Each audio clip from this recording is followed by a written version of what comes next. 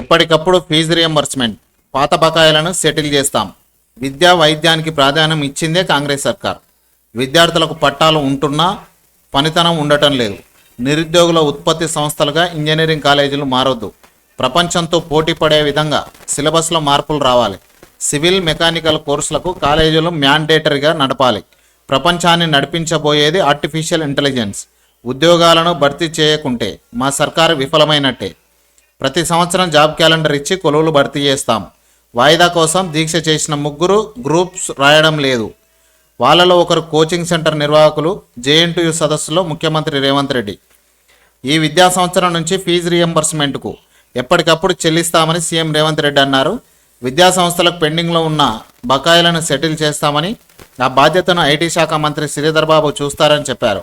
ఇవాళ జేఎన్టీయూలో ఆర్టిఫిషియల్ ఇంటెలిజెన్స్పై నిర్వహించిన సదస్సులో సీఎం మాట్లాడుతూ విద్యా వైద్యానికి కాంగ్రెస్ ప్రభుత్వం అధిక ప్రాధాన్యం ఇస్తుందని చెప్పారు. ఆనాడు వైఎస్ఆర్ ప్రవేశపెట్టిందే ఫీ రియంబర్స్మెంట్ పథకం అన్నారు. ఆరోగ్యశ్రీ ద్వారా పేదలకు కార్పొరేట్ వైద్యం ఉచితంగా అందించిన ఘనత వైఎస్ఆర్కే దక్కిందన్నారు. ఆయన ఫీజు రియంబర్స్మెంట్ను భవిష్యత్ కోసం పెట్టుబడిగా భావించేవారని తెలిపారు. ప్రపంచంలో అద్భుత కట్టడాన్ని ఇంజనీరింగ్లే సృష్టించేనని చెప్పారు. కొన్ని కాలేజీల్లో ఎంతో భవిష్యత్తు ఉన్న ఇంజనీరింగ్, సివిల్, మెకానికల్ కోర్సులు కనుమరుగవుతున్నాయని ఆవేదన వ్యక్తం చేశారు. కాలేజీల్లో వాటిని మ్యాండేటరీ చేస్తామని చెప్పారు. మన రాష్ట్రంలో ఏటా 1,00,000 మంది ఇంజనీర్లు తయారవుతున్నారని చెప్పారు. స్కిల్ అనేది చాలా కీలకమని, ఇంజనీరింగ్ కాలేజీలను నిరుద్యోగులకు తయారు చేసే కేంద్రాలుగా మారొద్దని అభిప్రాయపడ్డారు.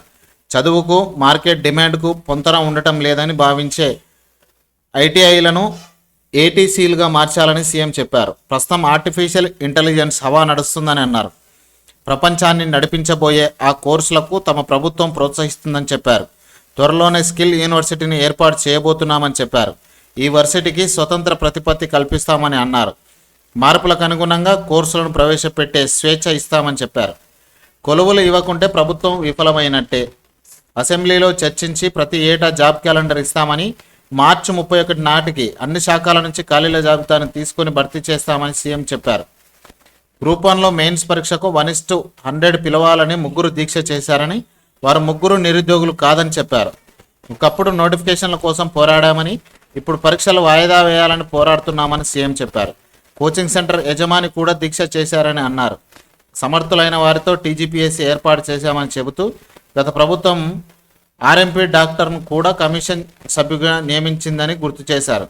విద్యాసంస్థలు రాజకీయ పునరావాస కేంద్రాలుగా మారొద్దని, తాము ఉద్యోగాలు భర్తీ చేస్తామని, అలా చేయకుంటే తమ ప్రభుత్వం విఫలమైనట్టే అని సీఎం అన్నారు. కార్యక్రమంలో ఐటీ శాఖ మంత్రి శ్రీధర్ బాబు తదితరులు పాల్గొన్నారు.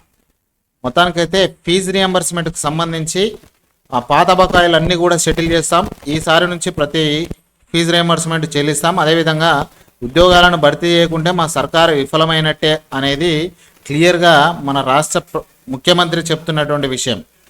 అంటే నిరుద్యోగులకైతే ఇప్పటి వరకు శుభసూచకం మాటలు ఇవన్నీ కూడా. సో ఉద్యోగాల కోసం మీరు వేచి చూసిన ఆశలన్నీ చిగురించబోతున్నాయి. Thank you.